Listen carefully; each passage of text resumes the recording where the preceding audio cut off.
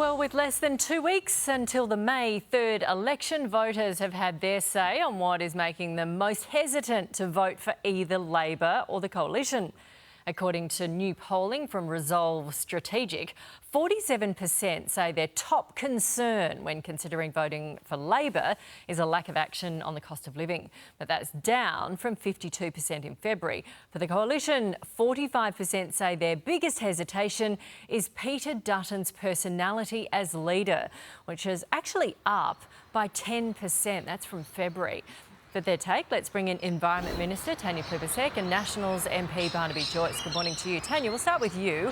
Your lack of action on the cost of living, or the government's, is the people's number one concern when voting for you guys. How do you overcome that and get people to make sure they vote for you on May the 3rd? Well, I think the really interesting thing about this polling, Nat, is about 30% of people still haven't made their minds up, and early voting starts tomorrow, so the election is pretty close. We will have to continue right through this campaign to remind people of the difference between Labor and the Liberals. We want your wages to go up and we're bringing taxes down. Peter Dutton wants your wages to come down and he wants to push taxes back up. Of course we've acted on cost of living and, cheaper childcare, cheaper medicines, free visits to the doctor, fee-free TAFE, university debt relief, electricity bill relief. But obviously we want to do more, and that's why we've got 2 future tax cuts already planned.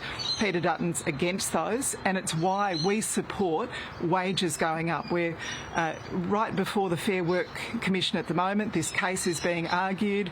The government supports an increase in wages. The Liberals don't.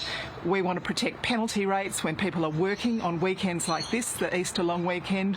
Peter Dutton doesn't want to do that. So it is a very clear choice, and the clear choice sees us supporting high wages, lower taxes, cost of living relief, and Peter Dutton, who's got nothing on cost of living relief, wants to see wages go down and taxes go up. Yeah, it's still people's number one concern, and nearly half the population say you're lacking on it, though. Barnaby, we'll go to you.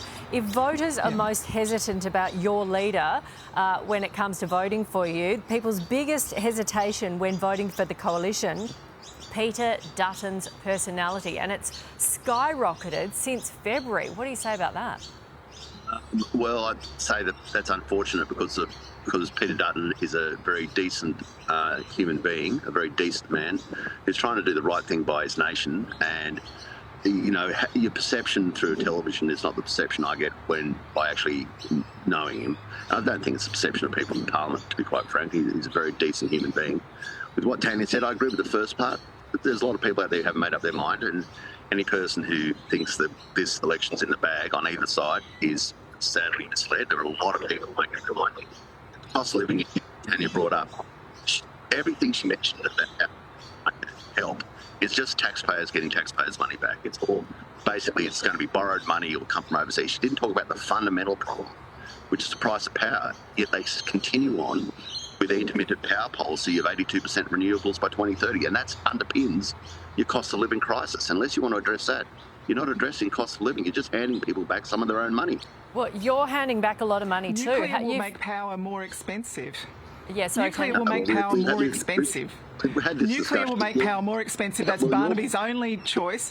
$1,200 added to your power bills. Have a look at your power bill. Have a look at your power bill. That's the Labor Party's power bill. Barnaby, let's talk about power just for a second.